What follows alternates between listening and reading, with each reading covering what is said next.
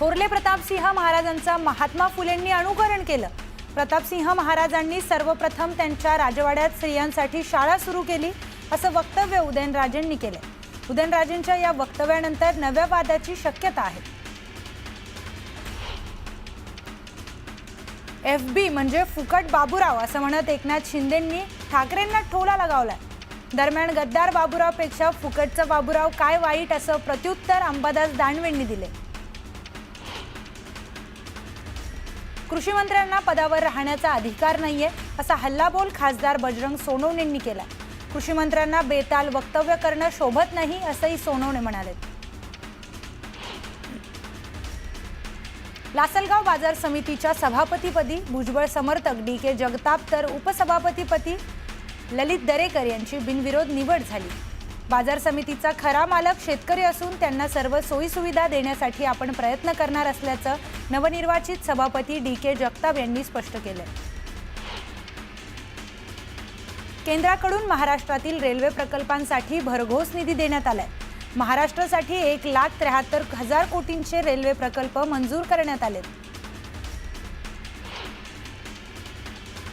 राज्यातील मूलभूत सुविधा वाढवण्यावर भर देण्यात येणार असूनही मुंबईतील अनेक प्रकल्प प्रगतीपथावर आहेत अशी माहिती मुख्यमंत्र्यांनी दिली आहे। राज्यातील 132 रेल्वे स्थानकांचा पुनर्विकास सुरू असल्याचं फडणवीस म्हणाले।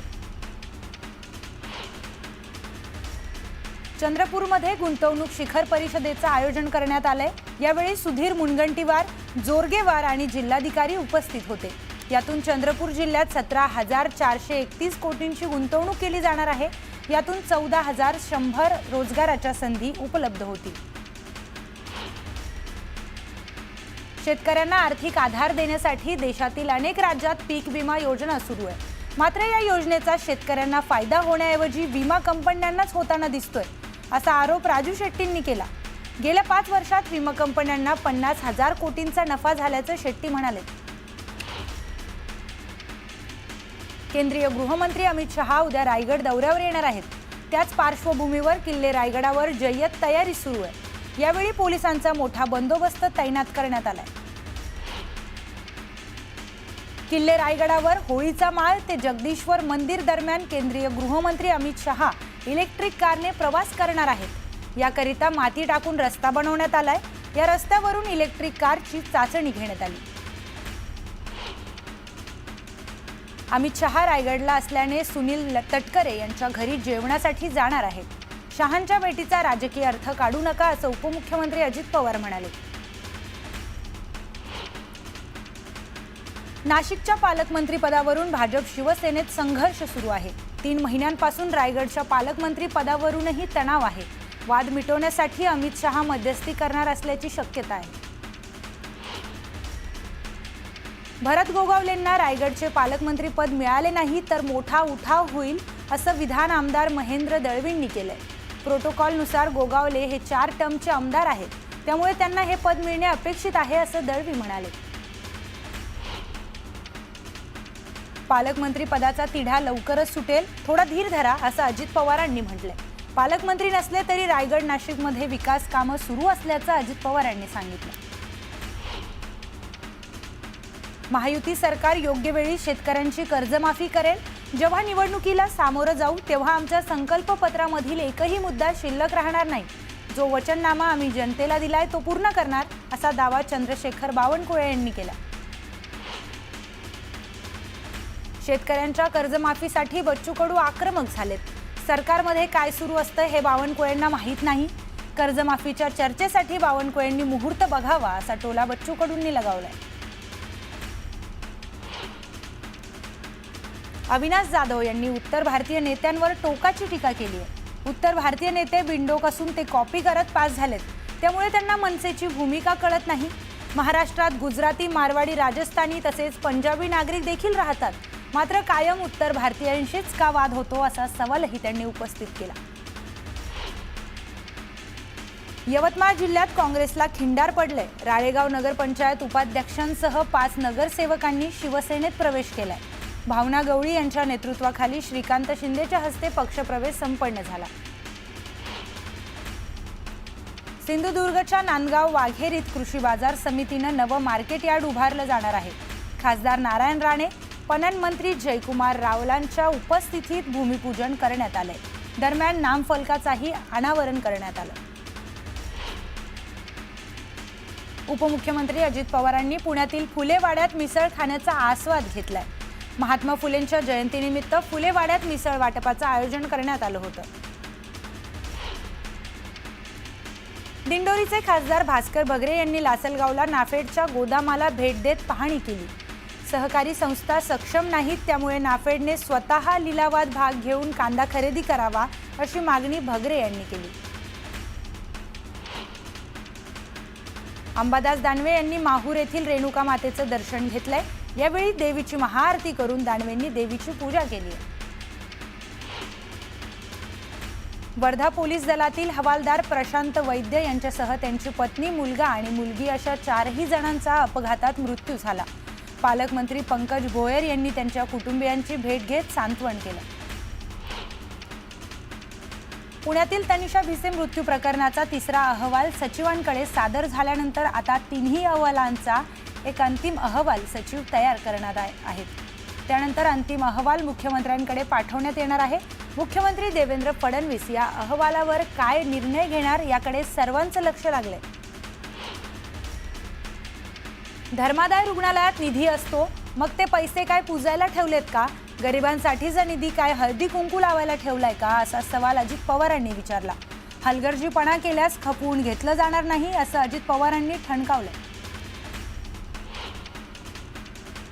पुण्यातील दीनानाथ मंगेशकर रुग्णालयातील घटनेवरून विजय वडेट्टीवारांनी पातळी सोडून टीका केली आहे। मंगेशकर कुटुंब ही लुटारूंची टोळी असून माणुसकीला कलंक असलेलं हे कुटुंब आहे। फक्त गाणं गायलं म्हणून त्यांना सर्वांनी मिरवलं, असं वक्तव्य विजय वडेट्टीवार यांनी केलंय। मंगेशकर कुटुंबियांचं योगदान उच्च आहे। 5ही भावंडांच्या योगदानाला तोड नाही। त्या परिवाराबद्दल महाराष्ट्रातील लोकांना आदर आहे, त्यामुळे वडेट्टीवारांनी असं वक्तव्य करू नये, असं अजित पवार म्हणाले।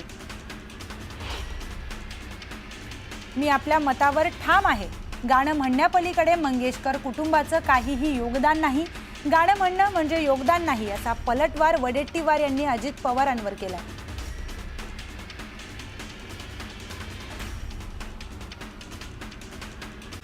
ही ब्रेकिंग बातमी पुण्यातून येते। पुण्यातील मंगेशकर रुग्णालयातील तनिषा भिसे मृत्यू प्रकरणाचा तिसरा अहवाल लवकरच सचिवांकडे सादर झाल्यानंतर आता तिन्ही अहवालांचा एक अंतिम अहवाल सचिव तयार करणार आहेत। त्यानंतर अंतिम अहवाल सचिव मुख्यमंत्र्यांकडे पाठवण्यात आहेत। मुख्यमंत्री देवेंद्र फडणवीस अंतिम अहवालावर काय निर्णय घेणार याकडे सर्वांचं लक्ष लागलंय। दरम्यान पुण्यातील दीनानाथ मंगेशकर रुग्णालयाच्या ढिसाळ कारभारामुळे गर्भवती तनिषा भिसे या महिलेचा मृत्यू झाल्याची घटना घडली होती। या घटनेच्या रुग्णालयाच्या प्रशासनावर चौफेर बाजूने टीका केली जाते। या प्रकरणी पुणे महापालिकेचा माता मृत्यू अन्वेषण समितीचा अहवालही सादर करण्यात आलाय। त्यामुळे सरकारने तातडीने कारवाई करावी अशी मागणी राज्य महिला आयोगाने केली आहे। आपले प्रतिनिधी तुषार रुपणवर आपल्या सोबत जोडले गेलेले आहेत।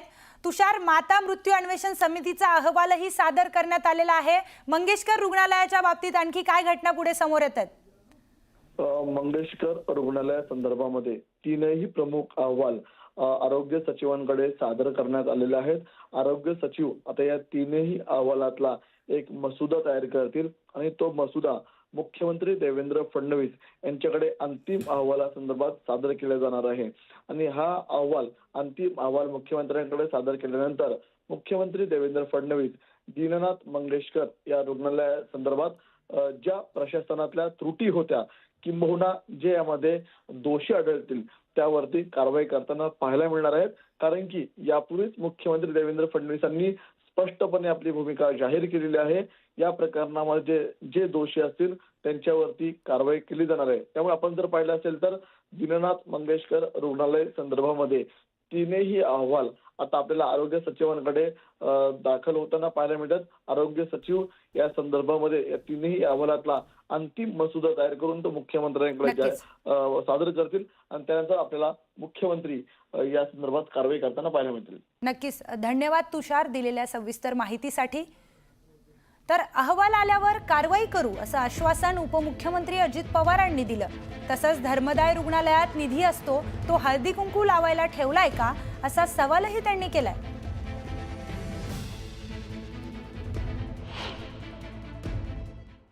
तर तिसरा अहवाल येऊ द्या की बाबा एवढे जर पैसे असले तर ते पैसे काय हळदी कुंकू पुजायला ठेवले, ते जनतेच्या करता आहेत ना. आता त्याच्यामध्ये असंही ठरलेलं आहे, म्हणजे चर्चा झालेली आहे की हे जे काही हॉस्पिटल आहेत त्याच्यामध्ये जे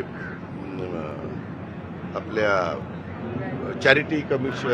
चॅरिटेबल ज्या हॉस्पिटल आहेत तसा उल्लेख करायचा की जेणेकरून जनतेला, नागरिकांना पण कळलं पाहिजे. तर चॅरिटी किती करता याचा ऑडिट झालं पाहिजे असं मत खासदार उदयनराजेंनी व्यक्त केलंय. तसंच ही रुग्णालये गरजूंवर उपचार करत नसतील तर ती सरकारनं ताब्यात घ्यावी अशी मागणीही केली आहे. आपलं त्यांना जी दिलेली जागा आहे जी त्यांना एरवी पैसे देऊन विकत घेता आली नसती, ऐन मोक्यावरची जागा, तर त्यांनी जे गरजू लोक आहेत त्यांना फ्रीमध्ये त्यांचं मेडिकल ट्रीटमेंट करावी. असं कोणी करत नाही.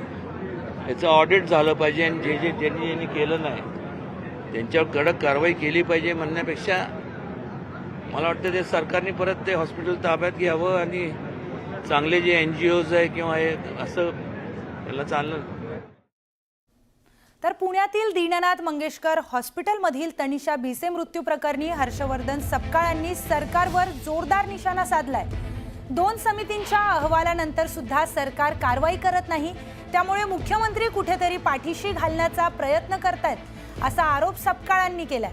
दरम्यान दीननाथ मंगेशकर हॉस्पिटलच्या धनंजय केळकरांवर सदोष मनुष्यवधाचा गुन्हा दाखल करा, त्याचबरोबर केळकरांना सेवेतून बडतर्फ करा अशी मागणी काँग्रेस प्रदेशाध्यक्ष हर्षवर्धन सपकाळांनी केली आहे. डॉक्टर धनंजय केळकरांचा त्या दिवशीचा CDR काढावा आणि दूध का दूध आणि पाणी का पाणी करावं असं देखील सपकाळ म्हणाले.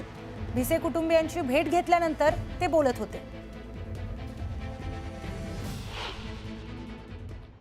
जो रुग्णालयाचं व्यवस्थापन असेल त्यामध्ये दोषी असणारे प्रशासन आणि डॉक्टर असतील यांनाही कुठली शरम ही वाटत नाही, हे दुर्दैव आहे. आणि ज्यांच्यावर सदोष मनुष्यवधाचा गुन्हा ताबडतोबीनं दाखल झाला पाहिजे, उच्चस्तरीय चौकशी झाली पाहिजे अशी प्रशासनाकडून अपेक्षा असताना प्रशासनही कुठे ना कुठे हे प्रकरण दाबण्याचा प्रयत्न करतोय का अशी देखील शंका या निमित्तानं उपस्थित झाली. जोपर्यंत सदोष मनुष्यवधाचा गुन्हा दाखल होत नाही आणि या सगळ्यांच्या मागे मंगेशकर रुग्णालयातील डॉक्टर केळकर हे या सगळ्या घटनेच्या मागे कुठेतरी आहेत, त्यांनी याची थेटपणाने जबाबदारी घेतली पाहिजे. त्यांना प्रशासनाने बडतर्फ केलं पाहिजे, त्यांच्यावर गुन्हे दाखल केले पाहिजे. गटात सहभागी असल्याचाही त्यांच्यावर थेट स्वरूपाचा गुन्हा नोंदवला गेला पाहिजे. डॉक्टर केळकरांचाही CDR काढावा आणि भिसे यांचाही CDR काढावा आणि एकदा दूध का दूध पाणी का पाणी होऊन जाऊ द्यावं. मात्र मुख्यमंत्री जे आहेत हे थेट या प्रकरणाला कुठेतरी रफादफा करण्याच्या प्रयत्नात आहेत का अशी शंका देखील आज त्यांचा प्रदीर्घ सगळा घटनाक्रम आणि त्यांच्या भावना जाणून घेत असताना ही एक अपेक्षा, हे एक प्रश्न हा निर्माण झाला.